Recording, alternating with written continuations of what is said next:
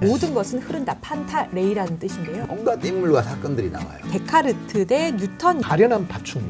뭐지? 누구를 욕하는 거지? 그게 데카르트였어요. 뉴턴님도 성격이 보통 아니더라고요. 아유, 네. 다 제정신이야. 이 사람들 이거 이분이 학교를 만드는데 그게 에콜 폴리테크닉. 혁명사관학교. 네, 서울대를 만든 거지.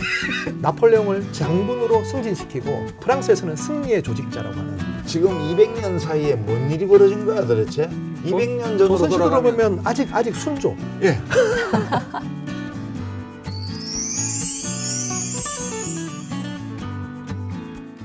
생각의 깊이를 더하는 알레오북스. 여러분 안녕하세요. 조수진입니다. 유시민입니다.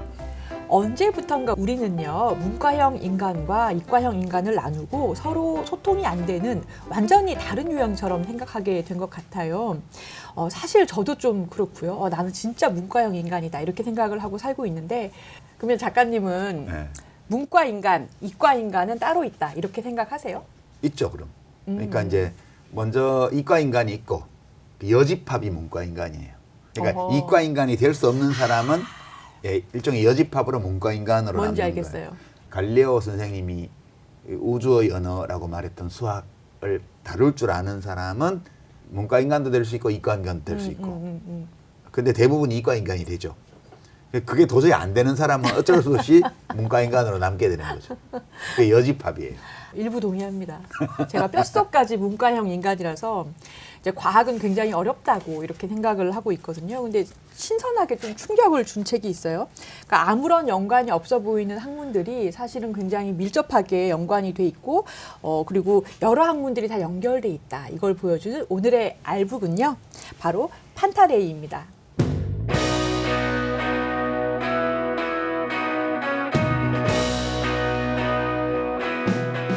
함께할 책손님 소개해드리겠습니다. 판타레이의 저자이자 공학자이신 민태기 박사님이십니다. 어서 오세요. 네, 안녕하세요. 어서 오십시오.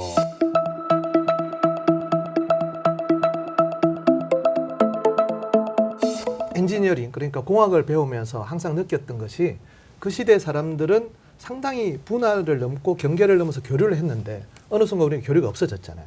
그렇다면 우리 과학을 공부하는 이과생들은 어떠한 당대의 시대와 사상사에 대한 교양을 가질까, 그런 생각을 제가 많이 했고요. 그 생각을 담아서 이 책을 이제 쓰게 됐습니다. 그리고 제가 하는 일은 사실은 과학과는 약간 거리가 있는 현업 제조업에 있고요. 저는 엔지니어로서 터보 부품 만드는 일을 하고 있습니다.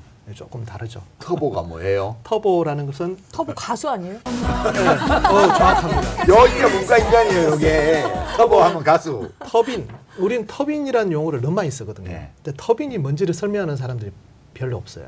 그러니까 흐르는 유체에서 힘을 받는 장치를 터빈이라고 합니다. 일반적으로 네, 그러면 우리는 옛날에 풍차라고 불렀지만 풍력 터빈, 물레방아라고 하는 걸 수력 터빈. 수력 터빈이라고, 네. 물 끓여 가지고 돌리면 스팀 터빈, 그다음에 가스 발생시키면 가스 터빈. 그러니까 터빈이라는 것들은 흐르는 유체에서 힘을 받는 장치인데 그 힘을 받는 그 동력을 발생해서 뭔가를 일을 해야 되죠. 그런 장치를 다 터보라고 합니다. 물방아, 그러면 물레방아 돌려서 뭐 하냐면 방아 찍고 있는 거죠. 아 터보 엔진이라는 말은 쓸 필요가 없는 말이네요. 네네네. 터보 엔진은 왠지 힘이 세 보이고. 네, 부스터라는 느낌이 예. 좀 많이 가는데, 이제 그런 것들을 제가 계속 개발하다 보니까 거기에 관련돼서 우리 누리호 발사체 같은 경우도 야. 이 터보 펌프라는 게 되게 중요합니다. 일반 분들은 잘 모르시겠지만 이 누리호가 한 200톤 정도 돼요. 그게 추진제가 180톤입니다. 그걸 10분 안에 다 태우는 거예요. 와. 10분 안에 태우려면 1초에 700kg 이상을 뿜어내야 되거든요. 그 장치를 우리 터보 펌프라고 하고, 거기에다 터보 차저, 터보 제가 하는 그 분야의 업무기 때문에 거기에 제가 좀 약간 관련돼서 일을 좀 했었습니다. 야. 오늘 저자로서 나오셨지만 네. 본인의 어떤 직업적 정체성이랄까 이런 거는 엔지니어인 거죠. 그렇습니다. 우리 알북스에서 네. 책 읽기를 등산에 종종 비유를 하거든요. 네. 근데 오늘 이 등산 대상인 판타레이 책은 몸풀기를 먼저 좀 해야 될 것 같아요. 책의 부제가 보니까 네. 재밌었어요. 그러니까 판타레이, 혁명과 낭만의 유체과학사입니다. 네. 혁명과 낭만이라고 하면은 우리 문과들은 금방 이해해. 예. 근데 그 뒤에 유체과학이 왜 붙은 거야? 그러니까 혁명, 뭐 낭만. 근데 갑자기 그것이 꾸미는 말이 유체과학사예요. 네. 요 부제가 어떤 의미인지에서 일단 유체가 뭔지 네. 예, 설명을 좀 해주실까요? 그러니까 처음에 이제 책 표지를 보시면 그 꼬불꼬불한 게 막 나와요. 네네. 이게 이제 다빈치가 그린 보텍스에 대한 스케치인데 교각에 뭔가 부딪혀요. 근데 걔가 왜 꼬불꼬불 이렇게 소용돌이를 칠까? 예, 의문이 나잖아요. 아니요. 저는 안 나는데. 그런가 보다 네, 이러는데. 연구하시는 태극기가 왜 바람에 펄럭일까? 바람이 부니까 바람이 그럼. 부니까 왜 그것은. 그냥 옆으로 쫙 가면 되는데 왜 이렇게 할까? 바람이 충분히 어. 세지 않으니까. 비너스의 머릿결이 그러니까 우피치에 가시면 비너스의 탄생이라는 예. 보티첼리. 예, 보티첼리 그림 왜 그 머릿결이 금발 여성 나오는 네, 예. 머리카락이 곱슬이니까. 그렇죠. 그것은 그게 흔들리는 그 현상들은 이게 켈빈 헬몰츠 인스테빌리티라고 하는데 그게 그런 것들을 규명하는 과학을 우리 유체 과학이라고 하는데 그럼 오. 유체와 일반적인 분들이 과학 상식에서 알고 있는 고체랑은 무슨 차이가 있냐면은 칼로 물베기가 있습니다. 칼로 물베기 되게 웃긴 이야기잖아요. 네, 네. 안 베어지거든요. 네. 저항을 하지 못하는 게 유체입니다. 그냥 교각을 만나면 지가 알아서 피해가고 흐르지. 돌아가고. 만약 교각에 돌덩이가 부딪히면 깨지겠죠. 그렇죠. 이게 고체역학, 동역학이고 돌아가는 그리고 거기서 뭔가 순응하면서 흘러가는 듯하면서 복잡성을 유지하는 게 유체거든요. 물과 공기 이런 흐름들을 유체역학이라고 하고. 그 칼로 갈라도 안 갈라지는 거. 예, 저항을 하지 않기 때문에 오히려 더 강할 수도 있는. 그럼 박사님, 유체 과학은 그러면 그거- 뭘 연구한다는 겁니까? 그렇죠. 그러니까 왜 머릿결이 흔들리고 왜 태극기는 휘날리고 그 안 연구를 그러면 왜 하는 건지. 이제 그 이야기를 오늘 좀 할 거예요. 네. 아, 이게- 오늘 저는 네. 이렇게 계속 일반인의 시각에서 그러면 질문을 던져보도록 하겠습니다. 그거 굉장히 중요한 질문인데요. 예. 제가 이런 생각을 했어요. 비구름 바람 그늘이고 왜 왔을까? 저분께서는. 그러니까 어려운 거예요. 우리는 당할 수밖에 없는 거예요. 바람이 불고 태풍이 불고 과연 우리가 이렇게 당해야만 해야 되는가? 이 연구들이 시작됐고 기상학. 기상학. 예. 아. 그게 유체역학의 꽃 아니에요? 네, 기상학이? 사실 제일 어렵습니다. 아. 기상청 슈퍼컴퓨터가 왜 저렇게 나비스톡스 방식을 주구장창 풀고 있을까? 예. 어렵거든요. 그 슈퍼컴퓨터로 난류를 예측하고 하는 게 저희 이제 박사 논문이고. 아. 그래서 그 역사적으로 보시면 이걸 어떻게 자연에 살고 있는 우리는 어쩔 수 없는 운명이거든요. 그 자연의 모든 현상들이 난류고 유체 현상이고 그걸 갖다가 풀려고 했던 모든 사람들의 노력이 이 책에 담겨져 있습니다. 이 책에서 이렇게 과학 이야기로 시작을 했다가 역사가 나왔다가 경제학이 나왔다가 막 왔다 갔다 하면서 미술도 나왔다가 합니다. 이 판타레이라는 책 제목 자체가 네. 모든 것은 흐른다. 판타레이라는 뜻인데요. 네. 저는 궁금했던 게 유시민 작가님께서는 이번 책 어떻게 읽으셨는지 총평을 좀 듣고 싶어요. 약간 백과전서적인 책이어가지고 등장인물이 사기 못지않게 많습니다. 예. 그 주로 그 본론은 19세기에 특히 유체역학을 중심으로 해서 인간의 과학기술 그다음 그거에 토대를 둔 공학, 산업, 그다음에 사회 변화 이런 것들이 어떻게 이루어졌는지를 설명하면서 온갖 인물과 사건들이 나와요. 그래서 이거 제대로 읽으려면 검색해가면서 읽어야 돼요. 이 백과전서적인 책이어서 아주 짧게 기술돼 있지만 사실 짧게 이야기해놓은 한두 페이지짜리 내용이 책 한 권이 될 수 있는 정도의 이슈들을 다루고 있어서 되게 오랫동안 책 한 권 사서 나를 괴롭힐 수 있는 책이에요. 필요하면 사람에 대해서도 찾아보고 사건에 대해서도 찾아보고 이론에 대해서도 찾아보고요. 이런 책이어서 좀 특이해요. 네. 이렇게 사람이 자신을 오랫동안 괴롭힐 수 있는 책은 오랜만에 만난 것 같아요. 그러면 부제를 그 판타레이 모든 것은 흐른다 밑에 혁명과 낭만의 유체과학사라고 쓰신 이유가 있을 텐데요. 네. 그럼 이 혁명과 낭만의 시기는 언제를 말하는 건지 약간 배경을 알고 시작하면 좋을 것 같아요. 네, 제가 이제 서문의 시작을 그렇게 했는데요. 제가 이제 음악을 좀 좋아합니다. 그래서 제가 좋아하는 음악은 또 옛날 음악을 좋아해요. 여기서 옛날 음악이라는 클래식이 아니고 바흐 이전의 음악을 좀 좋아해요. 그 이전의 음악을 시대 음악이라고 보통 이야기하고 바로크 유명하신 분이 존 엘리엇 가디너라고 그런 분이 계세요. 근데 이분이 원래 시대 음악을 하면 16세기 이전 음악을 해야 되는 분이신데 16세기 17세기를 하신 분인데 갑자기 새로운 그 오케스트라를 창단하시면서 혁명과 낭만의 오케스트라라는 말을 쓰신 거죠. 여기서 제가 힌트를 얻었던 게 사실은 보면 혁명과 낭만의 시대가 말씀하신 18세기 19세기입니다. 프랑스 혁명 이후의 시대인데 이 시대의 음악이 우리가 이제 베토벤 이후의 음악이죠.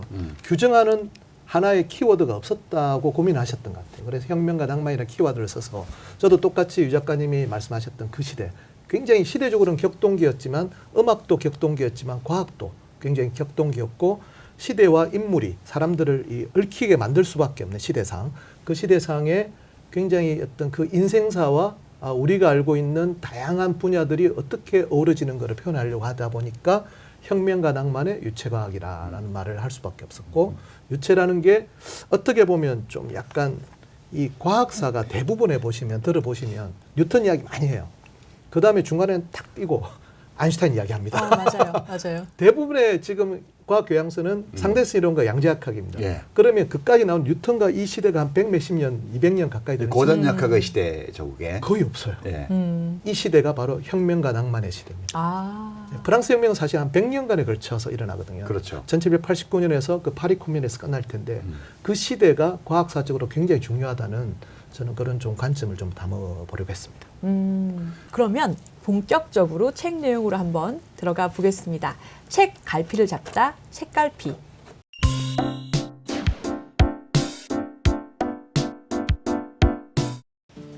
5000년 인류의 역사에서 인간의 운명을 뒤바꾼 세 가지 중요한 요소가 있습니다. 바로 총, 균, 쇠죠. 그런데 이 세 가지 요소는 왜 유럽에서 시작되었을까요? 문명의 발달이 더 오래됐기 때문에? 아니면 유럽인들이 우리보다 더 똑똑했기 때문일까요? 아일랜드의 경제학자 데이비드 맥 윌리엄스는 그 근본적인 원인이 바로 돈 문제, 즉 금융업의 발달 때문이라고 진단합니다. 기술의 발달과 해양업, 무역업의 발달 뒤에는 그것을 가능하게 만든 금융 시스템이 존재했다는 말이죠. 우리에게 너무나 익숙한 종교개혁과 산업혁명, 프랑스 혁명, 그리고 세계의 권력이 영국에서 미국으로 넘어간 이유도 마찬가지입니다. 그 어떤 역사적 사건이든 이면을 파헤쳐 보면 반드시 돈 문제가 숨어 있다는 것이 저자의 주장입니다. 12.3 내란 사태 이후 점점 그 원인이 돈 문제라는 게 밝혀지고 있는 지금, 우리에게도 매우 의미심장한 책, 머니 인류의 역사입니다. 왜 유럽이 전 세계를 지배하게 되었을까? 총균쇠를 가능하게 만든 것은 고도의 신용제도, 바로 금융이었다.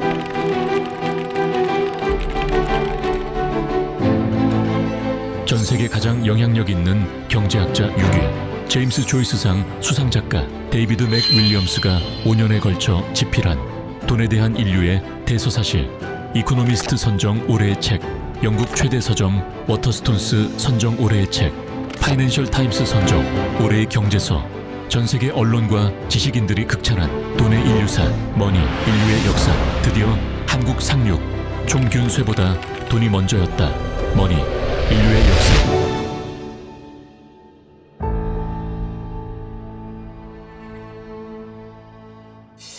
자, 이 책에는요, 과학자도 많이 나옵니다. 어떠한 발견을 한 과학자들, 그들의 괴팍했던 성격, 사회생활, 어떤 발견을 했는지, 그것이 어떠한 변화를 가져오는지도 나오는데, 위대한 사상가들도 많이 나오고, 세계적인 기업들이 어떻게 탄생했는지까지도 굉장히 흥미로운 얘기가 이어지거든요.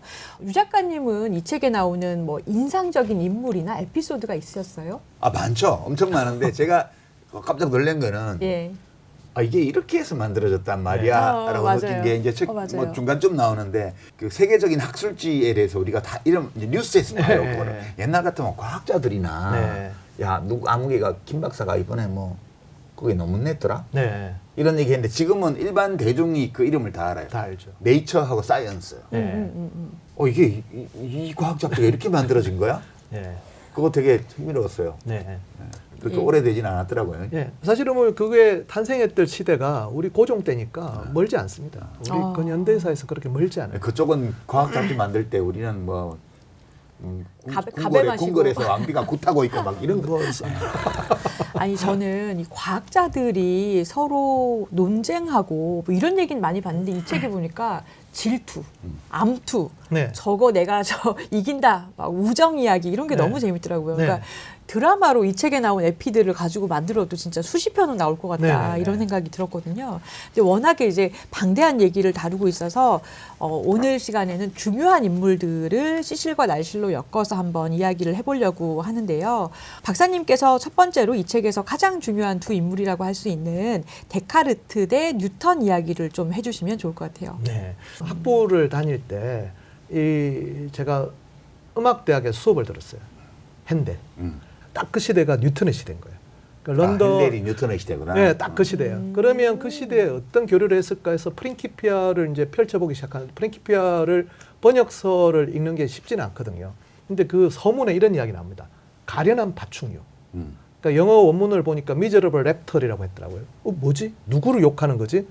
뭐 정신 나간, 헛소리 이런 말이 서문이에요. 프린키피아 서문에. 서문이 물론 이제 뉴턴이 직접 하진 않았고 코츠라는 분이 하셨는데 아니 이렇게까지 누군가를 욕을 할 수가 있을까? 우리가 생각하는 프린키피아라는 거는 만유력 법칙이니까 고상하고 예, 멋진 그럼요. 이야기로 유리한 기하학적 명제와 쫙 해야 되는데 서문부터 뭐 욕을 해야 되는 거예요. 그게 데카르트였어요. 데카르트 대상이. 데카르트. 뉴턴님도 성격이 보통 아니더라고요. 아유 네. 다 제정신이야. 이 사람들 이거 그러니까 과학을 하면 안 되겠다는 생각을 제가 하고 이 사람들 이상한데. 그러니까 뭐 좀 부정응자? 사회적 부정. 어쨌든 그 서문을 보다가 거기에 이제 뉴턴이 왜 공격을 했을까 해서 데카르트를. 예, 그때부터 제가 이제 약간 이해를 하기 시작했어요. 그래서 이게 중요한 논쟁이 되는 이유가 뭐예요? 첫 번째는 뭐냐면 데카르트는 굉장히 위대하신 분입니다. 제가 만약 존경하는 분을 뽑으라면 저는 뉴턴보다는 데카르트. 네, 문이과 통합형 인재죠. 생각한다 고로 존재한다만 생각하는데 그 책이 원제목이 되게 길어요. 뭐 이성을 올바르게 이끄는 방법. 네. 그 이 방법의 실험들로서 굴절광학, 기상학, 기하학 등의 과학에서 진리를 찾기 위한 방법에 대한 논거입니다. 네. 어마어마하게 길어요. 책 제목이요? 예, 그 책이 500페이지예요. 500페이지. 근데 서문, 서설, 방법 서설이 76페이지고 굴절광학, 기상학, 제가 페이지 수 세봤어요. 413페이지입니다. 이게 우리 병자호론 때 만들어진 책이거든요. 맞나? 1637년 병자호론일 예, 거예요. 그쯤입니다. 놀랍게도 우리나라에서는 한 번도 그 413페이지가 번역된 적이 없습니다. 제가 그래서 전국에 데카르트 철학하시는 분 찾아뵙기도 하고 이게 왜 번역이 힘들어서 그런 거예요. 데카르트는 철학자고 수학자고 과학자이기 때문에 철학 전공하신 분들이 데카르트를 번역하면 이쪽 과학 쪽은 번역 못해요. 쉽지 않습니다. 네. 이제 우리가 서로 이해를 해야 돼요. 그걸 갖다 양해를 서로 해야 되는데 이 책이 중요한 게 있습니다. 그러니까 대부분의 사람들은 그 76페이지를 가지고 생각한다, 고로 존재한다를 했겠지만 서설만 가지고. 예. 그런데 굴절광학, 기상학, 기하학 이게 굉장히 중요합니다. 굴절광학에서는 인간의 눈이 그러니까 지금 조 변호사님이나 안 그러면 유 작가님의 눈의 민태기는 거꾸로 서 있어요. 망막에 망막에 거꾸로. 좌우 반대로 네. 상하 좌우가 반대로 돼 있습니다. 네. 이 문제를 거론하는 게 굴절광학입니다. 그러면 인간은 어떻게 똑바로 인식하는가? 그러려면 인간의 뇌가 자신의 감각을 고의로 왜곡해야 됩니다. 그렇지. 신경생리학으로. 예. 뭐 그렇게 합니다. 그렇기 때문에 의심하라는 겁니다. 너의 뇌가 항상 모든 걸 왜곡한다는 거예요. 우리가 보는 것이 사물 그 자체가 아닐지 몰라. 네, 그렇습니다. 대단히 위대하신 분이에요. 그 다음에 그래서 이분이 그 의심할 수 없는 것들을 만들어내잖아요. 그 중에 하나가 그 기하학에서 X축, Y축을 도입하세요. 직교좌표. 맞습니다. 이거를 영어로는 미국 애들은 어릴 때 배울 때 카르테시안 코디네이트라고 배우거든요. 데카르트 좌표교로 배워요. 네, 데카르트. 당연히 해석 기하학은 데카르트가 만든 거예요. 네. 그렇게 배웠는데 우리는 그냥 생각했던 고로 존재에서 끝나버리는 거예요. 그러니까 데카르트 직교좌표가 나오면서 기하학과 대수학 사이에 연결고리가 만들어지잖아요. 그러니까 어떤 형태를 방정식으로 표현할 수 있게 된 거죠. 맞습니다. 맞죠? 그다음에 또 기상학이 들어가죠. 또 비구름 바람. 여전히 우리는 해석할 수 없는 이 어려운 점을 이제 하신 분인데 이분이 정확하게 지적한 거는 그러면 우리 자연 현상을 어떻게 이해됐냐? 미신, 주술을 배격해야 됩니다. 그래서 우리 인과율, 모든 사물의 운동은 원인이 있다. 역학적 원인. 예, 역학적 원인인데 그거는 직접적 충돌로만 가능하지 염력같이 그 원격으로 작용하는 보통 주술, 마법 이런 걸 배격합니다. 아, 그러면 거기서 데카르트가 유체역학하고 연결이 되는 거예요? 그래서 그 다음에 철학의 원리라는 책을 나중에 쓰시는데 거기 보면 그러면 지구가 도는 거는 지구가 자전과 공전하는 거 이때 정도의 지식인들의 입장에서는 상당히 보편적인 진리였던 것 같아요. 왜 도는가? 네. 설명이 되잖아요. 왜? Why? 힘이 작용해야 네. 도는 거 아니에요. 그렇다는 것은 힘이 작용하는데 이 진공을 이 사람은 절대 안 믿어요. 그러니까 매질이 있어야 된다. 예, 파스칼은 진공을 믿었고 힘을 전달하는 물질이 있어야 된다는 거지. 그게 에테르라는 유체라는 거예요. 그러니까 이 에테르에 관한 건 이 책에서는 본격적으로 안 다루고 있지만 네. 우리가 이제 과학사의 고대 부분을 많이 쓴 걸 보면 옛날에 우리 선인들이 그 생각할 때 막 천체에 별이 떠 있고 막 태양이 떠오르고 막 네. 서로 연결돼 있지 않은 것들이 있잖아요. 그러니까 우리 눈에는 안 보이지만 이 모든 천체들 사이에 공간을 메꾸고 있는 어떤 뭐가 있어. 네. 그게 아니면 전달이 안 된다. 네. 뭔가 힘이 전달이 되려면 힘을 전달하는 매개체가 있어야 되니까 그 매질로 생각한 게 에테르라는 네. 가상의 일체. 네, 우리가 눈으로 보고 네. 오감으로 인지하지는 못하지만 있을 수밖에 없어. 네. 그래서 이제 에테르라는 것이 이 우주를 채우고 있다 이렇게 생각했고 그 에테르의 어떤 움직임, 네. 회전. 이런 것들이 천체의 회전을 가지고 네. 온다는 아주 오래된 생각 이거를 맞습니다.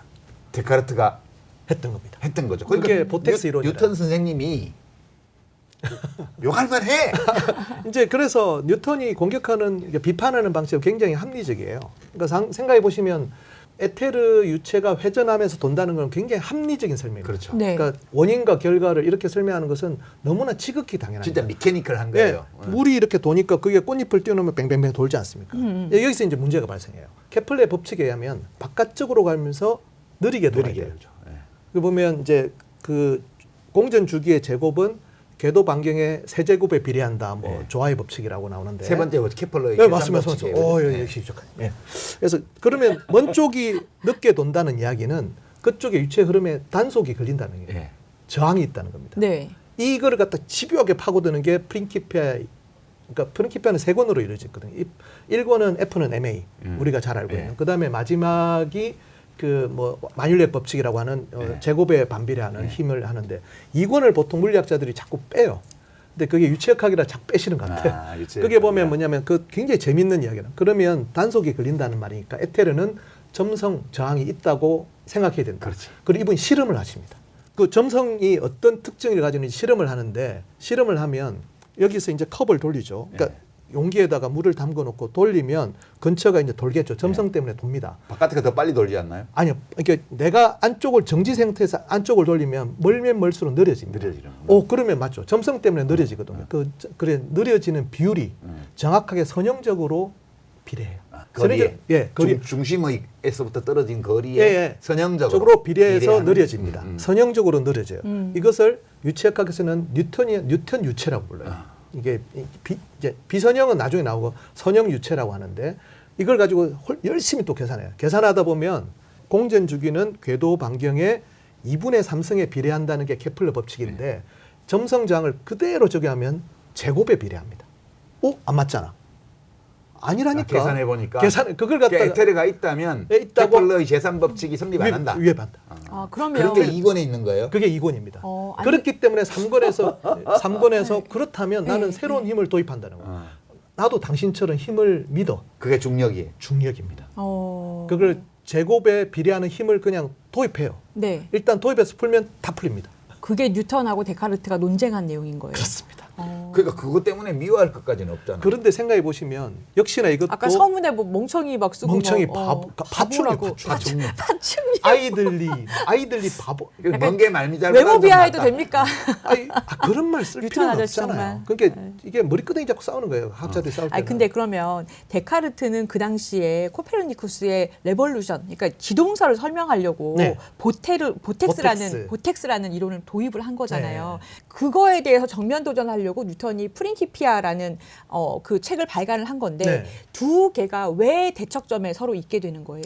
아예 에테르로 설명하면 안 된다. 에테르가 존재하지 않는다는 거예요. 처음부터 네, 에테르가 있을 수는 있겠지만 이렇게 하면 이게 안 맞으니까 이 힘으로 도는 건 아니야. 그럼 아예 당신 설명이 틀렸다. 이 양반아 그건 아니야. 그러면서 그러니까 그 궤도 직경의 제곱에 역비례하는 인버스 스퀘어라고 하는데 역비례하는 힘을 하나 그냥 가상의 힘을 도입을 합니다. 그냥 그렇게 해서 풀면 다 풀려요. 데카르트는 네. 매질 없이는 힘이 전달이 안 되기 네. 때문에 에테르. 우주를 에테르가 채우고 있고 네. 이 에테르의 어떤 소용돌이, 회전 이런 것들을 보르텍스라 그랬는데 네. 이걸 가지고 설명을 하려고 했어요. 네. 근데 이제 사실 뉴턴은 그런 거 필요 없이 네. 매질 없이 네. 힘이 가해진다는 네. 거. 아 그러면 데카르트는 매질, 그러니까 이 매체가 있어야 되기 때문에 모든 게 접촉해야 된다라고 한 그렇습니다. 건데 진공이 없어야 뉴턴은 됩니다. 원격으로 된다. 그러니까 그 차이인 원격으로 거예요. 예, 그러니까요. 이 원격으로 힘이 전달이 된다는 이거를 당시로서는 받아들이기 안 어려운 되죠. 거죠. 예, 예. 배운 사람이라면 그러면 안 되는 거예요. 그렇죠. 배운 사람. 그 그거는 어디- 마술사. 듣도 보도 못한. 그러니까 이제 그 당시의 주류 사고 방식으로 보면 네. 뉴턴의 주장은 매질 없이 힘이 전달된다는 네. 주장이니까 이건 유사과학 또는 네. 또는 마법, 네. 주술 이런 거에 해당된다고 생각했을 수 있죠. 예. 그럼 이제 뉴턴 선생님 입장에서는 귀하들의 그 생각을 내가 이해하는데 귀하들이 그렇게 생각하는 것은 그 에테르의 존재나 보텍스를 거치지 않고 힘이 전달되는 걸 설명할 수 있는 다른 더 좋은 방법이 네. 없어서 네. 귀하들이 그렇게 생각하는 거니까 네. 내가 그거 없이도 설명할 수 있는 방법을 제시할게. 이렇게 하면 되지. 맞아요. 그걸 이 대가리 나쁜 파충류놈아 이렇게까지 할 일은 아니지 않냐 이거지. 근데 그 책에 보면 뉴턴 선생님 좀 실망이야. 뉴턴 선생이 너무 전부 다 하고 싸워가지고 혼자서 그 막 수십 년을 혼자서 하는 업무를 하시고 뉴턴만 그런 게 마지막에 아니라. 그 책으로 굉장히 조명을 받았다고 돼 있더라고요. 예. 근데 이게 저 궁금한 게 당시에 30년 전쟁의 혼란한 시기 때 이게 보텍스 이론을 데카르트가 도입을 했단 말이에요. 네. 근데 나중에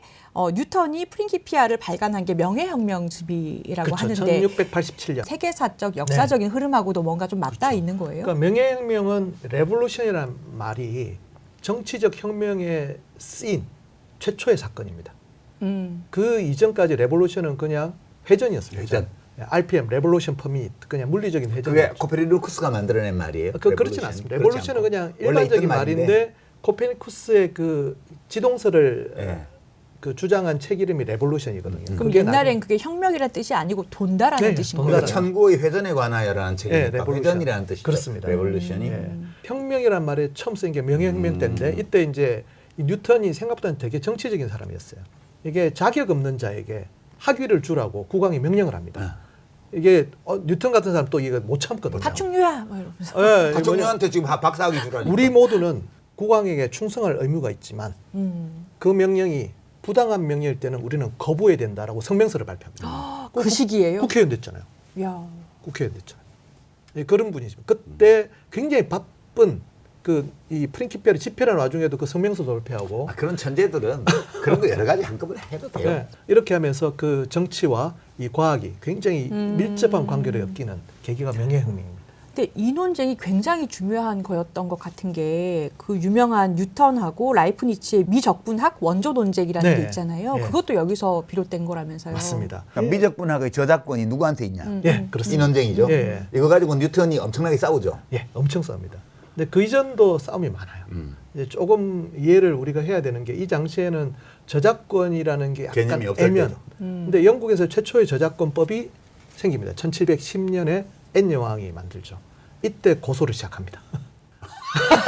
법 만들어지자마자 바로 근데 그 이전까지의 논쟁은 사실은 좀 어려운 게 뭐냐면은 이게 조금 그러니까 사람들이 누가 먼저 했는지를 갖다가 말하기가 되게 힘든 거였어요. 그러니까 바로크 시대 음악 보면 표절이라고 보기에는 모방이 되게 네. 많았던 시절이었는데 이때는 그 표절이라는 것들이 진짜 범죄라는 행위로 인식되기 시작했고 그 이전까지는 생각해 보시면 과학자들이 네 꺼내 꺼라기보다는 뭐 그런 사람은 있지라는 정도였다가 그러니까 이게 과학혁명의 시대가 열리고 있는 징후였어요. 어. 그러니까 최초의 권력은 완력의 물리적인 힘, 육체적인 힘에서 나왔고 그 다음에 권력의 원천이 돈으로 이제 자본주의의 어떤 승리와 더불어서 돈 있는 자가 완력 센 자를 이제 고용하는 네. 그런 시대로 넘어가고 그러니까 결국은 자본주의가 막 도입되기 시작한 초기부터 이미 과학혁명 시대의 그런 권력 이동의 징후가 나타나기 시작한 거예요. 저작권이 돈이 되는 시대가 되기 시작해요.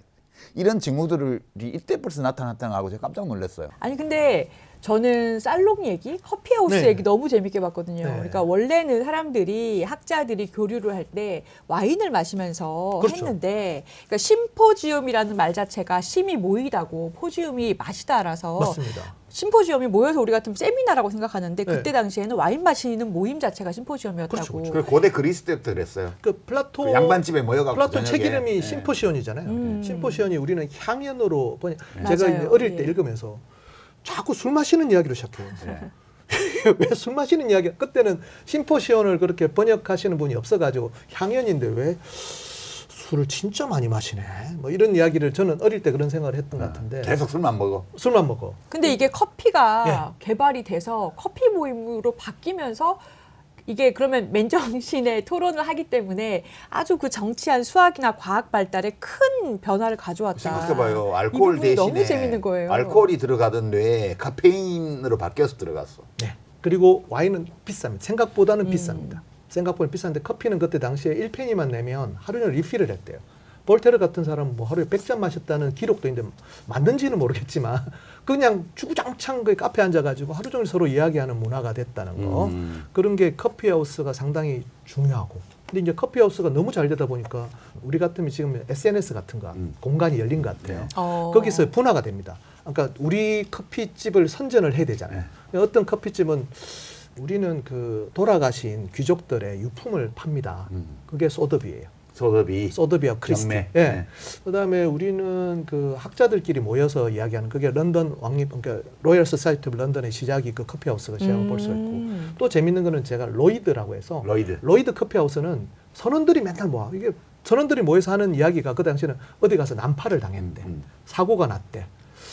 야, 이 사람들이 뭐 이걸 가지고 어떻게 할까? 그러니까 예를 들어서 보험이 나온 거죠. 예, 거기서 그 책정을 어떻게 하죠? 보상비를 어떻게 책정할 것인가 하나 보험사 로이드가 있고요. 또 하나가 선급이라고 있습니다.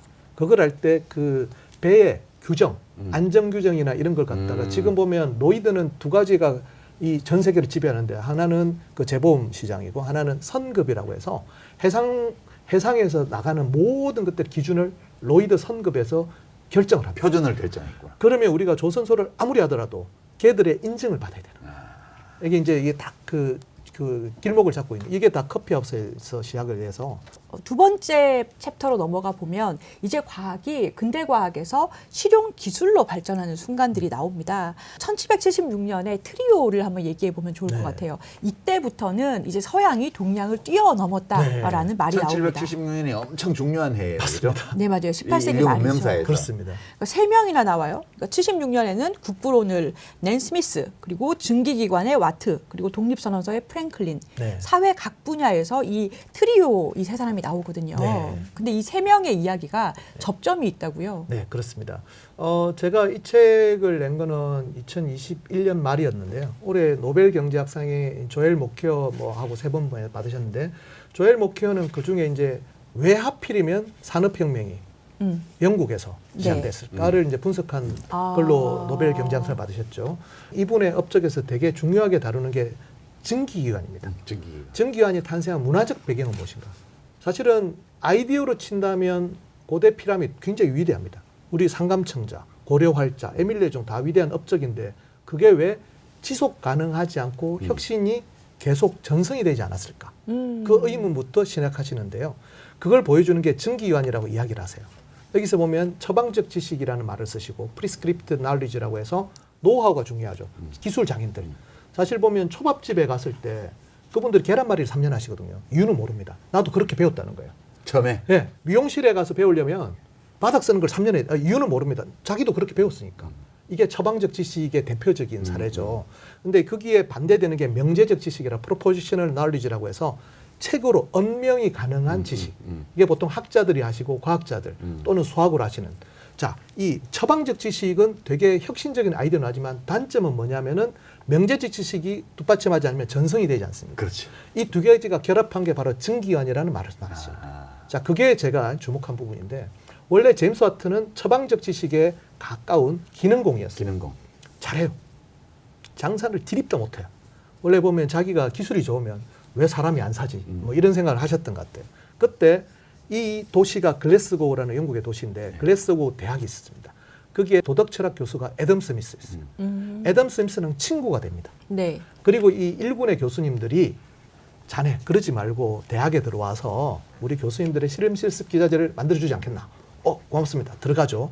그때 증기기관이 있었습니다. 뉴커먼의 증기기관이라고 되게 있었는데 잘 안 쓰고 있었어요. 네, 최초 버전 비슷한. 네. 그때 글래스고 대학의 의대 교수 조지 블랙이라는 분이 계신데 그때 우리가 지금은 일반적인 비열이라는 개념, 그다음에 응축열, 잡열이라고 해서 이 수증기를 끓이는데 에너지가 많이 들지 않습니까? 뉴컴의 전기기관은 수증기를 끓인 다음에 피스톤을 올린 다음에 찬물을 끼얹어요. 그리고 피스톤을 내립니다. 이 바보 같은 짓. 물을 끓이는데 얼마나 그렇게 에너지를 쓰는데 그 안에서 상변화를 시켜버린단 말이죠. 그러지 말고 상변화는 거기서 시키지 마. 밖으로 빼자. 이게 응축기를 빼자는 아이디어를 생각을 하는 겁니다. 그 의대 교수님하고 같이. 이게 바로 처방적 지식과 명제적 지식 결합하는 거예요. 그러니까 전기를 넣어서 피스톤을 올려놓은 다음에 이걸 빼려니까 다시 식혀야 내려갈 거 아니에요. 찬물을 그러니까 식히는 대신에 안에 있는 전기를 빼내면 얘가 떨어질 거 아니에요. 예. 그 단순한 변화예요. 단순한 그죠? 변화인데 그게 왜 효율이 좋은가를 설명해 주시는 분이 있었다는 거예요. 제임스 와트가 정말로 좋은 거는 그런 분들이 대학 교수님들이 그냥 기계공학고 왜 그런 의대 교수랑 그러니까. 왜 그런 그거 대학을 전기를 빼면 되지 왜 찬물을 부어? 이러면 전기를 빼는 장치는 제임스 와트가 잘 만드는 거죠. 네, 빼는 장치를 만들려고 하니까 이게 김이 안 새야 돼요. 근데 당시 가공기술로는 또 못했어. 정밀 네, 기계니까. 정밀 기계. 그래서 고민을 합니다. 또 이걸 만들 방법이 없을까 하다가 또 이렇게 저렇게 그 당시 사람들은 서로 경계를 넘고 신분 차이도 없으니까 루나 소사이티라는 걸 가게 되는 거예요. 거기서 어떤 프리스틸레라는 목회자 겸 과학자를 만납니다. 우리 장인이 그 철공소를 하는데 그 하는 기술이 있어. 그게 보링입니다. 보링. 내부를 정밀하게 깎는. 네. 이야, 우리 장인한테 한번 가봐. 거기서 윌킨슨 철공소에서 만드는 거죠. 그러니까 정밀 가공 기술이죠. 예. 과학자와 신학자와 이런 사람들이 경계를 넘고 그러니까 이제 낮에는 하는 일이 다 다르니까 일하고 예. 밤에 모이는 거예요. 그 루나예요. 루나가 달이잖아요. 예. 우리 네, 브라즈 맞아요. 벨라루나 그 네. 그렇죠. 좋아하는 한국말로는 만월해라고 합니다. 되게 낭만적이죠. 갑자기 느낌이. 평설지공 뭐 이런 거 생각나잖아요. 왜냐하면 밤에 모이려면 달빛 보름달이 모임. 보름달이 뜰 때 그러니까 한 달에 한 번씩 모이는 거죠. 네. 에너지를 절약하기 위해서. 그러니까 이게 대학의 교수와 기계공이 서로 소통하면서 맞습니다. 실제로 실용적인 기술로 발전해 나가는 거네요. 맞습니다. 근데 애덤 스미스는요. 국부론으로는 또 어떻게 연결되는 이게 거예요? 어떻게 되냐면 이분이 그때 또 누가 옵니다. 영국 그때 재무장관이 타운센트라는 분이 계세요. 네. 타운센트가 그때는 귀족들이 아이들을 그냥 공립학교에 보내기보다는 우리가 오늘날 타운센트라는 귀족의 이름을 알고 있는 것은 그분이 아드님의 가정교사로 아담 스미스를 채용해서 유럽 대륙을 여행하게 한 그 공로로 우리가 지금 타운센트라는 귀족의 이름을 알고 있는데 역시 돈을 잘 써야 돼요. 그리고 그분이 또 미국 대륙에다가 인두세를 네. 해줘. 그게 이제 미국 독립 전쟁이 일어나는 계기가 되는데 아무튼 그 아들을 맡깁니다. 애덤 스미스에. 그냥 갈 수는 없잖아요. 애덤 스미스도 이게 딜을 해야죠. 좀 많이 주셔야 된다. 그러니까 교수 연봉의 2배. 평생. 연금. 평생이요? 평생. 이야. 여행이 끝나더라도. 돈이 많으니까. 야, 그 역시 정도는- 경제학을 하신 분이. 그러니까 그때는 경제학이라는 아마 학문이 탄생하기 전이었을 거예요. 도덕철학 교수님이신데 거기서 프랑스에 갔다가 케네라는 분을 만나십니다. 의사입니다. 이 케네라는 의사분께서는 부르봉 왕실 의사였는데 국가 경제가 어떻게 튼튼하게 되는지를 좀 다른 견해를 가셨었어요. 그때 이제 똑같이 이분의 영향을 준 사람 데카르트입니다. 그러니까 사람이 건강하려면 체액이 잘 순환돼야 되는 거죠. 똑같이 불을 쌓는 것보다는 재화가 잘 순환된다는 그 순환 경제를 많이 생각하세요. 그래서 농업이 중요한 거죠. 그렇죠. 그래서 우리 그때 농업이죠. 교과서에서는 중농주의 학파 케네의 경제표 맞아요. 그게 딱 예. 나오죠. 예. 시작은 농부로 해서 이게 프로덕션이 나오고 이렇게 해서 소비가 되는 그 구조를 그리거든요. 그러면 소비가 될 때 그 돈은 그 다음 해 농부의 기초 그 생산을 할 수 있는 뭐 여러 가지 비용으로 들어간다는 요 경제표를 그리는 거죠. 그걸 듣게 돼요. 거기서 이거다 이거. 그래서 이걸 갖다가 케네는 어떻게 설명하냐? 피지오크라시라고 해서 피지올로지의 관점을 한 크라시. 그러니까 데모크라시는 데모스 민중에 의한 크라시야. 네. 지배는 통제죠. 그러니까 피지오크라시라는 말은 피지올로지 그러니까 생리학적인 그 국가 경제를 꿈꿨던 것 같아요. 이게 번역이 약간 중농주의라서 그렇지. 결론이 농업이 중요하다 했기 때문에 우리가 네. 중농주의로 맞아요. 번역을 하게 된 맞아요. 거지 옛날에. 근데 그걸 듣고 아 그러면 이 경제 구조에서 핵심이 뭘까? 레세페어라는 말을 씁니다. 프랑스 말로 가만히 두라. 내버려둬. 예, 내버려두는 거는 막히면 뚫어줘야 되는 거지. 인위적으로 자꾸 손대가지고 되는 것이 되겠냐? 아, 그러면 애덤 스미스의 국부론, 그러니까 나라가 어떻게 부강해지는가, 사람이 잘 사는가라는 이론에도 유체적인 관점이 들어있는 거네요. 그렇죠. 재화는 금을 쌓아두는 게 고체로 쌓아두는 게 아니고 유체처럼 흐르게 해야 된다. 그러니까 아담 스미스의 기본 캐시플로우. 아이디어는 이제 물류인데 이게 네. 우리 요즘 흐른다는 개념을 엄청 써요. 그러니까 물류 로지스틱스를 물류로 번역하는데 맞습니다. 로지스틱스가 이제 순환이거든요. 예. 그러니까 흐름이라는 것은 과거에서 미래로 시간을 따라서 흐를 수도 있고, 그죠? 그다음에 각 서로 다른 지역 사이를 공간적으로 흐를 수도 맞습니다. 있고 예. 모든 건 다 흐르는 거예요. 그러니까 아담 스미스의 기본 아이디어는 이게 혁명적인 건데 네. 경제를 순환으로 보느냐 아니냐, 스톡으로 보느냐, 플로우로 보느냐. 그렇죠. 그러니까 어떤 정립되어 있는 양적인 걸로 보냐. 고체로 볼 것이다. 예, 그쵸. 고체로 보냐, 액체로 보냐 이 차이인데 스미스가 뭐라고 얘기를 했냐면 아담 스미스의 국부론에서 가장 충격적인 얘기는 당시로서 보면 한 나라의 부는 왕실의 근거에 쌓여있는 기금속의 양이 아니고 예. 그 나라의 국민들이 해마다 생산하고 소비하는 생필품과 편의품의 양. 예. 국부의 개념을 바꾼 거예요. 예. 국부의 개념을 그 전까지는 고체로 본 거지. 그러니까 그렇죠. 왕실에 얼마만한 기금속이 쌓여 있냐를 국부의 어떤 판단 근거로 봤다면 스미스의 얘기는 1년 동안에 얼마만큼이 생산되어서 소비돼서 없어지냐. 이게 이제 오늘날 GDP의 개념이다. 네. 그 흐름의 개념이거든요. 정말로 네. 중요한 진짜 유 작가님이 그 전까지 이카노미라는 말은 이카노미 전략하고 그런데 이때부터는 political economy. 네. 국가는 이 소비를 어떻게 이게 유통을 시키는 쪽으로 정책이 바뀌어야 된다는 거죠. 그렇구나. 근데 영국에서 활발하게 앞서 나가는 일이 벌어졌는데 똑같은 시기에 프랑스에서는 혁명의 소용돌이가 일어나서 네. 과학자들이 막 단두대에 처단이 되잖아요. 네. 거기에 참여했다가 네. 그러면은 바로 옆에 있는 나라인데 영국과 프랑스에서 이런 차이는 왜 생겼던 거예요? 혁명이 일어나자마자 영국의 정치학자로 할 수 있죠. 에드먼드 버크가 프랑스 혁명에 대한 고찰을 내시거든요. 사람들이 이성을 너무 광신합니다. 그러니까 데카르트 이후에 이 과학의 발전이라는 것은 전기관도 탄생시키고 사람들로 하여금 이제는 이 자연을 우리가 지배하는 거 아니야? 라는 생각까지 갔던 것 같아요. 무한한 진보를 믿었던 것 같아요. 사실은 그 맹신이라는 건 굉장히 좀 광기죠, 광기. 그때 이제 낙관의 시대였죠. 예. 그러니까 기계론적 세계관. 이제 뭐든지 우리 할 수 있어. 예. 인간은 만물의 영장이야. 네. 그다음에 해결할 수 없는 문제는 없어. 이런 직선적으로 세상은 발전하는 거야. 이런 확신이 맞습니다. 지배를 하던 시대였고. 이념과 신념이 네. 과하면 결국 광기가 되는 거거든요. 어떻게 보면 그 나치를 사람들이 이해하기 힘든 게 독일 같이 그렇게 과학이 발달하고 그렇지. 이성적인 데서 나치가 어떻게 탄생하는 거예요? 최고의 과학 국가였어요. 네. 네. 19세기 말 20세기 초에 독일은 전 세계에서 과학이 가장 발달한 나라였어요. 네. 1700년대 중반의 프랑스의 사회, 이성을 과도하게 믿었던 시대의 어떤 이 사람들의 서로 죽고 죽이고 하는 그런 시대. 근데 영국은 오히려 거기에 이거 뭐라고 해야 되나 이미 자기들 내전을 한번 겪어봤잖아요. 네. 내전을 겪어본 나라에서는 에드먼드 버크 같은 사람이 이렇게 나와서 이제 서로 상반된 입장을 취하게 되는. 이 책에서 그 과정을 상당히 상세하게 서술해 놓고 있는데 이제 그렇게 우리 민태기 박사님이 저자로서 확실하게 얘기해 놓지는 않았지만 결국 보면 관용이 발전을 부르는 거예요. 네. 그 당시에는 영국이 진통을 먼저 겪어가지고 네. 굉장히 다양성을 포용하고 좀 괴짜들을 수용해주고 네. 그러니까 이제 유럽 대륙에서 박해받던 사람들이 영국으로 망명을 엄청 하잖아요.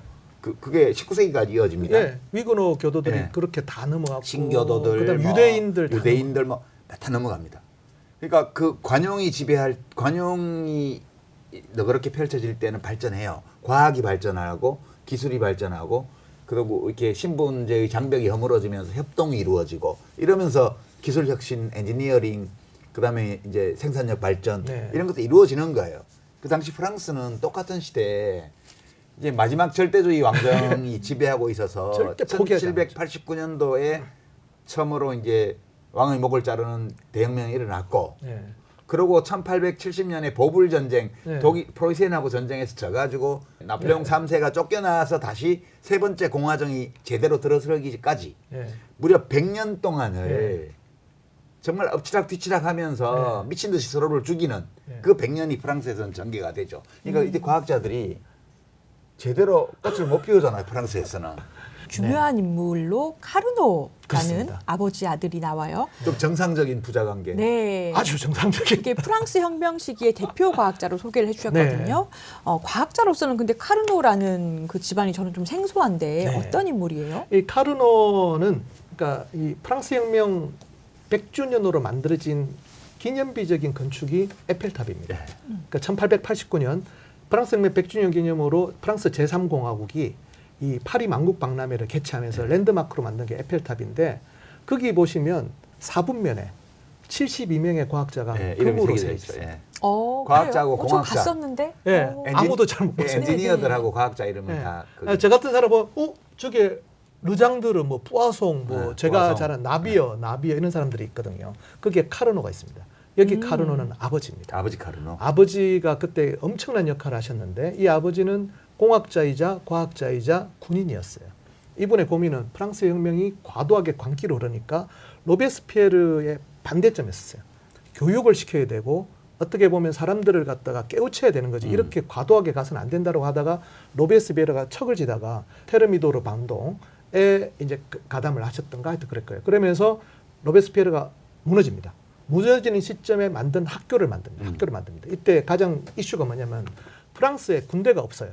군대가 없다는 거는 봉건주에서는 보통 조세권을 봉건 영주한테 주고 그 친구들이 자기 이 병을 그러느리로 하고 전쟁이 일어나면 뭐 백작, 자작, 부작 자기 봉토에 따라서 데리고 뭐 가는 거잖아요. 여기서 한 팀씩 도착하잖아요. 전하 이러면서 이렇게. 귀족이 없어졌잖아요. 군대를 어디서 구합니까? 아 그러네요. 그 국가 상비군을 만들려면 장교를 예, 안 장교를. 그런데 이제 그때는 의용군이 있어요. 뭐 라마르세즈 부르는 의용군 이렇게 해서는 안 되는 거거든요. 그래서 이분이 학교를 만드는데 그게 에콜 폴리테크니크. 혁명사관학교. 예, 에콜은 학교. 그다음에 폴리테크닉은 다양한 기술을 가르치는데 여기는 수학 물리학만 가르치는 게 아니고 무슨 도로, 뭐 그다음에 뭐 대장장이 이런 걸 또 양성도 하는 굉장히 훌륭한 학교를 만듭니다. 서울대를 만든 거지. 지금은 서울대 카이스트 이런 걸 합쳐놓은 거 비슷한 네. 학교를 만든 거지. 이 학교 출신들이 사실은 지금 프랑스 에펠탑에 새겨진 70의 대부분 사람들. 그래요. 이 그랑제꼬리를 해가지고 굉장한 엘리트 집단입니다. 지금 그러면 프랑스. 그 당시에 처음에는 왕의 군대가 이제는 이 군주들의 군대는 없으니까 만들려고 약간 사관학교처럼 만들었지만 결국에는 지금의 프랑스의 그런 과학학교들의 시초가 된 거예요. 그렇습니다. 여기서 가장 중요시 다른 거는 뭐냐면 이분이 그 다음에 그러면 군인 장병을 어떻게 할 거냐면 18세부터 25세까지 모든 남성을 강제 입대합니다. 국민 개병제. 예. 프랑스 육군이 갑자기 150만이 만들어져요. 이거는 서구 역사에서 국가 상비군이 150만은 이거는 말이 안 되는 거예요. 그래서 유럽을 정복하는 거예요. 그걸로. 이거 어떻게 먹이고 입히고 재우고 아니 논산올수에 다 모아놓고 자 각자 군복이나 총을 만들고 이럴 수는 없잖아요. 그거 하려고 만든 학교가 에콜 폴리테크닉. 아 네. 그렇군요. 그러니까 이 나폴레옹 군대는 국민 개병제로 징집해서 네. 국가가 조직적으로 훈련하고 안에 계급 제도를 만들고 대포를 공급해주고 이렇게 맞습니다. 한 유럽 최초의 국민 군대예요. 네. 그 얘네들이 시민혁명의 깃발을 높이 들고 영주들이 아들 태어나자마자 소령 이렇게 해놓은 네. 그 귀족 군대라고 네, 원래 전쟁을 그렇죠. 친 거예요. 그러니까 이게 상대가 되냐고 이게. 그렇죠. 그리고 이게 이분이 정말로 위대한 거는 뭐냐면 물류입니다. 물류. 그러니까 이때 전쟁 장관이었는데 귀족들이 장교하던 장교 계급이 없어졌잖아요. 그래서 제일 밑에 하급 장교 중에 똘똘한 사람이 있어. 나폴레옹을 장군으로 승진시키고 그 다음에 이제 지원을 하는데 전쟁 장관으로서 물류를 하는데 우리 우크라이나 전쟁 보시면 탱크가 도로 하나만 딱 하면 다 죽어요. 똑같습니다. 이게 100만 군대가 도로 하나로 가다가는 다 죽는 수가 있어요. 물류를 합니다. 보급망을 만들고. 그 하신 분이 라자르 카르노.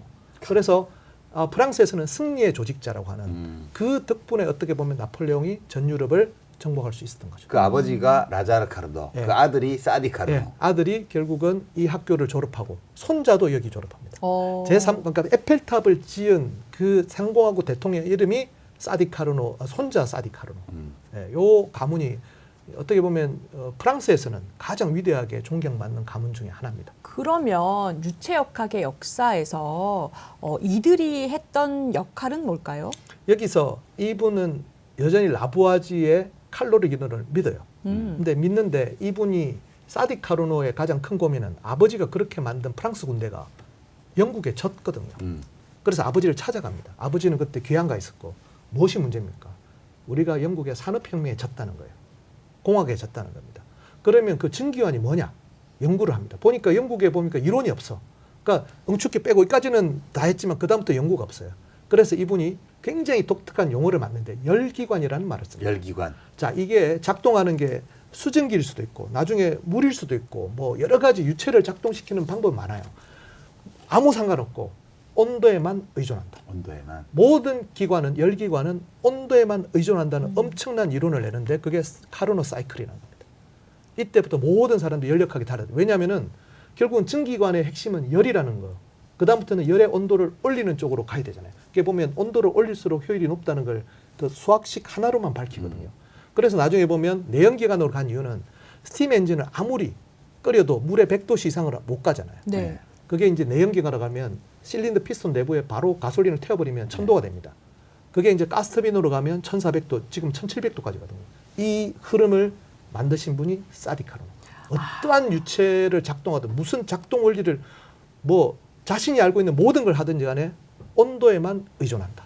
야, 그러니까 이게 영국하고 프랑스 간의 어떠한 정치적인 상황이라는 것이 결국에는 열역학이라는 과학의 발전을 이제 추동하게 되는 그런 역할을 또 서로 연결되는 거네요. 네. 사딕 카르노는 되게 멋진 분이신데 또 단명을 하셨고. 근데 이때 보수주의라는 단어가 여기서 탄생했다는 게 또 되게 재밌더라고요. 보수주의라는 단어가 정치학 용어로 여기서 탄생을 하고 나중에 르피가루지로 이어지는 이야기도 굉장히 재밌던데요. 네. 보수주의는 어떻게 보면 1815년에 이제 결국은 나폴레옹이 몰락하고 부르봉 왕조가 부활한 이 시대의 흐름을 우리가 잘 볼 필요가 있는데요. 사실은 프랑스 혁명의 광기의 끝이 아마 나폴레옹 전쟁이었을 수도 모르겠습니다. 그걸 경고한 사람이 에드먼드 버크가 있습니다. 에드먼드 버크가 전통의 가치를 보존하면서 변화를 이끌어내는 생각을 가졌는데 이 가치를 이어가신 분이 프랑스 혁명을 지지했다가 영국에 망명하신 샤토브리앙이라는 분이 계세요. 샤토브리앙이 소고기 부위론이 아니었어요? 오, 샤토브리앙은 맞습니다. 그 안심 스테이크의 네. 안심의 가운데 토막. 그렇죠, 그렇죠. 그게 샤토브리앙이에요. 나 어디서 네. 많이 들어봤다고 생각했는데. 안심 중에 제일 맛있는 게 샤토브리앙이에요. 네, 이 사람 이름으로 나오죠. 그 양반이 그걸 좋아했나 보다. 네, 보면 아, 진짜예요? 그 맞습니다. 이름에서 나온 네, 거예요? 네. 어머. 이분이 그 하인이 개발했다고 그러죠. 그러니까 샌드위치라는 것도 그 아까 제임스 와트의 증기관을 탄생시킨 그 보링 기술로 만든 대포를 처음에 실전에 배치해준 해군 장관 이름이 샌드위치였어요. 그러니까 유럽 여행하다가 스테이크집 가면 샤토브리앙 드세요. 샤토브리앙이 제일 부드럽고 맛있어요. 근데 이분이 영국의 망명에서 에드먼드 버크의 이야기를 이어서 이게 전통의 가치를 보존한다. 컨서브. 예. 그다음 보수주의자라는 잡지를 편찬하죠. 이렇게 해서 보수주의라는 그러니까 그 이전까지는 좌파 우파로 했어요. 저는 좌파 우파를 되게 싫어합니다. 프랑스 혁명 때부터. 프랑스 혁명 만들어진 때- 그것도 원래 앉은 자리 때문에 네, 생긴 그는 거잖아요. 왕을 처형할지 말지를 할 때 좌파 우파라는데 우리가 왕을 처형할 일이 없잖아요. 왕을 처형할 일이 없는데 지금 좌파 우파로 구분하는 건 좀 약간 저는 아니라고 아, 생각해요. 너무 그 단어들에 갇힐 필요가 없겠네요. 너무 네. 우연히 그냥 다 만들어진 거 아니에요? 근데 이제 그러면 그때 이 우파라고 말하는 사람들의 핵심적인 가치가 뭐냐면은 보존된다.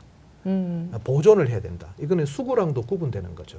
그래서 요 개념을 가지고 나중에 영국에서 최초로 보수당이 탄생하죠. 컨저버티브 파티라는 게. 그 이전까지는 토리 휘그의 대결이었다가 이때가 보면 왕정 복구가 되면서 사람들이 이제 정신을 차리면서 우리가 좌파 우파로 말할 게 아니고 급진주의 또는 보수주의를 하려면 이 물리학적 제가 말씀드렸지만 유체에서 보텍스의 흐름을 갖다 유지되는 것으로 보는 관점이 라이프니츠, 베르누이, 오일러가 있다면 저기 우파구나. 약간 보면 이게 약간 뉴턴은 좌파고. 좌파라기보다는 약간 좀 이쪽에 계신 분인데 이런 분들이 생각했던 거와 이제 대립되는 그러면 보수주의가 탄생한 똑같은 시기에 진보주의도 탄생합니다. 꽁트라는 분. 꽁트가 이제 이 에콜 폴리테크니크에 입학했다가 왕정 복구가 됐을 때 이 부르봉 왕조의 가장 눈에 가시가 에콜 폴리테크니크입니다. 폐교를 시켜요. 그리고 이제 그 소위 말하는 진보주의자들을 다 학교에서 몰아내고 이 친구도 결국은 입학은 했는데 졸업을 못하고. 졸업 못하고 쫓겨나요. 쫓겨났을 때 이분이 이제 만났던 분이 생시몽이라는 분을 만나죠. 예, 그래서 진보에 대한 생각을 갖다가 생시몽은 이제 뷰리의 등과 더불어서 공상적 로버트 오웬이나 이런 등과 더불어서 공상적 사회주의자의 3대 거두로 일컬어지는 예. 사람이죠. 그래서 프로그레스라는 개념을 굉장히 정교하게 만드십니다. 그래서 이분의 역할이 어디에 나오냐면 브라질 국기를 한번 보시면 브라질 국기가 남반구에서 보는 지구본이잖아요. 무슨 철자가 섞여 있습니다. 그게 오르뎀의 프레그레소라는 게 있어요. 이게 꽁트의 언명입니다. 오드 앤 프레그레스. 질서와 진보. 이게 질서와 진보. 꽁트의 생각입니다. 이 오기스트 꽁트는 되게 이제 사회학의 창시자 중에 한 분으로 맞습니다. 알려져 있죠, 일반적으로. 이때 보수와 진보의 좌파 우파의 쌓임이 약간 우리가 생각하는 이제 보수와 진보의 대립 구도로 이렇게 가는 거죠. 네, 그게 탄생한 게 요 시대 오기스트 꽁트는 그래서 에콜 폴리테크닉에서 나중에 수학 교수를 하세요. 네, 수학 교수를 하시면서 요분은 나비어 계통의 나비어가 약간 진보주의자였거든요. 저쪽은 콧이라는 사람이 있습니다. 우파 쪽은 콧이라는 분이 계셨고 서로 대립을 또 해요. 자, 저희 1부에서는 판타레이 이 모든 것은 흐른다라는 제목을 가진 책에서 부제로 나온 것처럼 혁명과 낭만의 유체 과학사 17세기 데카르트부터 19세기의 사디 카르노까지 알아봤어요.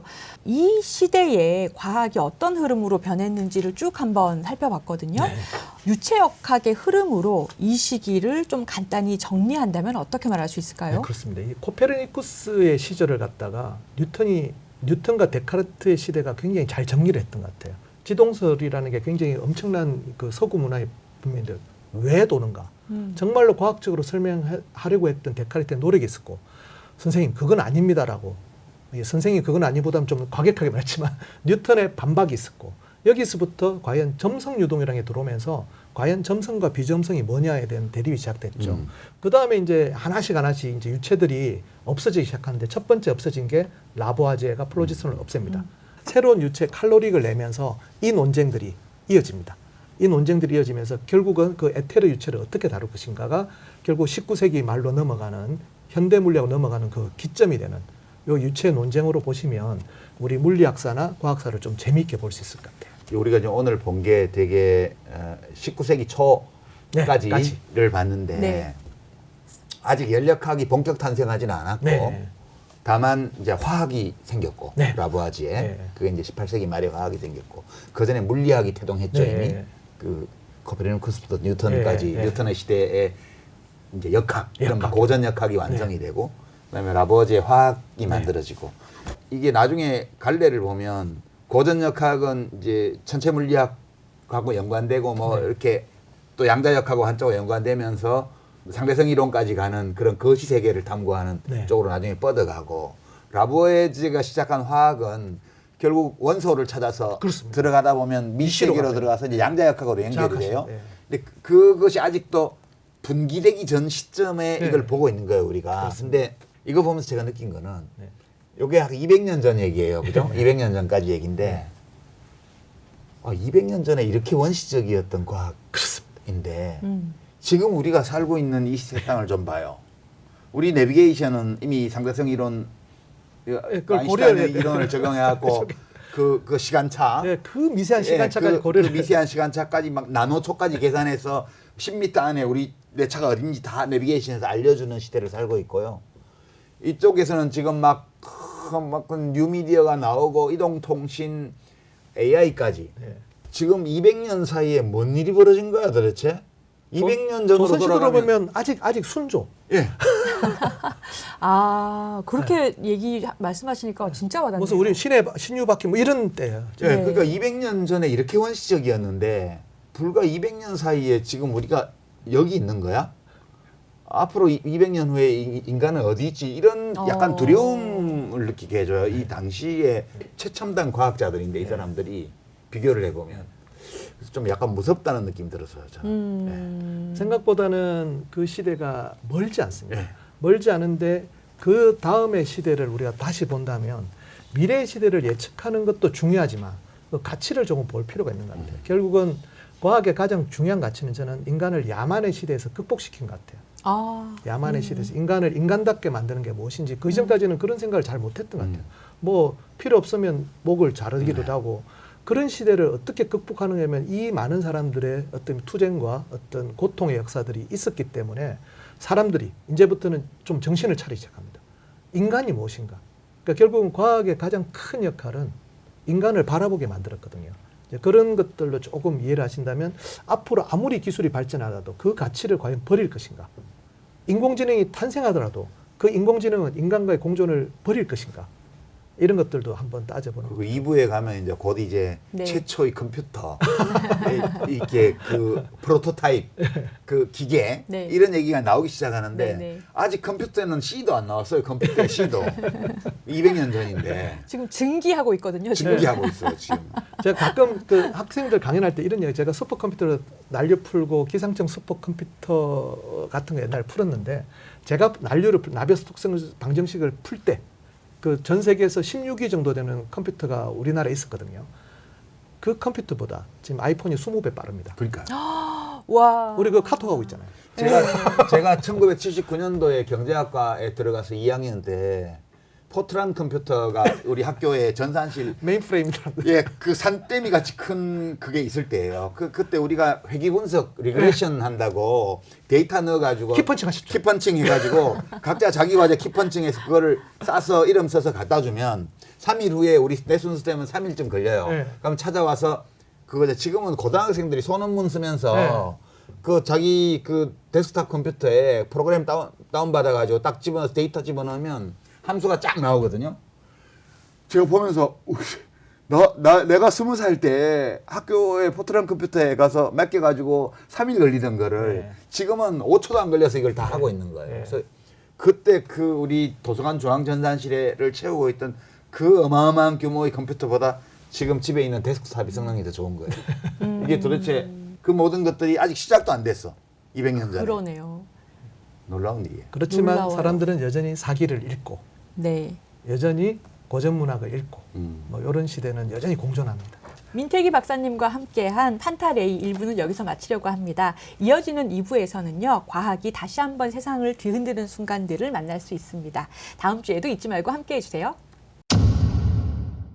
다윈의 진화론을 둘러싼 논쟁. 이 드디어 이제 부분이 150년 전으로 왔습니다. 예. 1859년이니까요, 이게. 이때가 철종 마지막 해 때니까 여기도 또 파국이 나옵니다. 파국이다. 완전 다 뒤집어집니다. 계엄령을 한다든가 이런 것만 빼면 돼. 날아가는 총알을 찍어요. 음속을 돌파하는 순간을 찍은 겁니다. 중력을 만드는 입자는 뭘까? 중력 한번 해보자는 거지. 중력을 이기가 너무 힘들었던 거예요. 중국인 과학자 첸 셔선. 결정적으로 미사일을 개발했죠. 트럼프 시대의 미국이 어떻게 될지를 보여주는 사례예요, 이게. 관용이 없어진 사회는 다 무너졌어요. 왜 유럽이 전 세계를 지배하게 되었을까? 총균쇠를 가능하게 만든 것은 고도의 신용제도, 바로 금융이었다.